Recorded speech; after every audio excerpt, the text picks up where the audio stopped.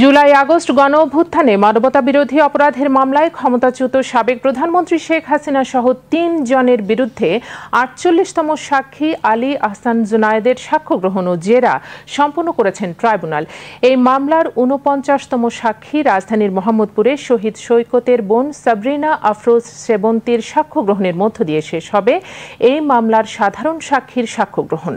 আন্তর্জাতিক অপরাধ tribunal ১-এর chairman বিচারপতি মোহাম্মদ গোলাম মর্তুজা মজুমদারের নেতৃত্বাধীন ৩ সদস্যের ট্রাইব্যুনালে সকালে আজ ২০তম দিনের সাক্ষ্য গ্রহণ শুরু হয়। ট্রাইব্যুনালের অপর ২ সদস্য হলেন বিচারপতি শফিউল আলম মাহমুদ ও বিচারপতি মহিতুল হক এনাম চৌধুরী। এই মামলার অন্য আসামি সাবেক স্বরাষ্ট্রমন্ত্রী আসাদুজ্জামান খান কামাল ও সাবেক আইজিপি চৌধুরী আবদুল্লাহ আল মামুন। শেষ খবর পাওয়া পর্যন্ত মামলাটির ৪৯তম সাক্ষী রাজধানীর মোহাম্মদপুরের শহীদ সৈকতের বোন আফরোজা সেবন্তীর সাক্ষ্য গ্রহণ করবেন ট্রাইব্যুনাল ১।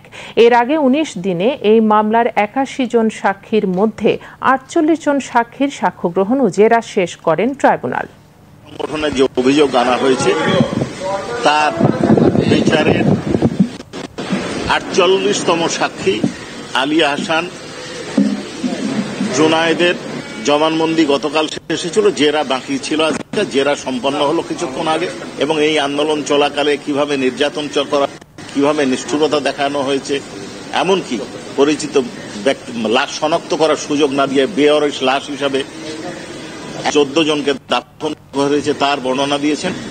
এই বর্ণনার পর গতকাল জেরা শুরু হয়েছিল, আজকে সম্পূর্ণ জেরা করেছেন। বিভিন্ন পর্যায়ে ওনাকে বিভিন্ন ধরনের প্রশ্ন করে ঘায়েল করার চেষ্টা করা হয়েছে, কিন্তু উনি যথার্থ এবং সুন্দরভাবে সাবলীল ভঙ্গিতে তার উত্তর দিয়েছেন।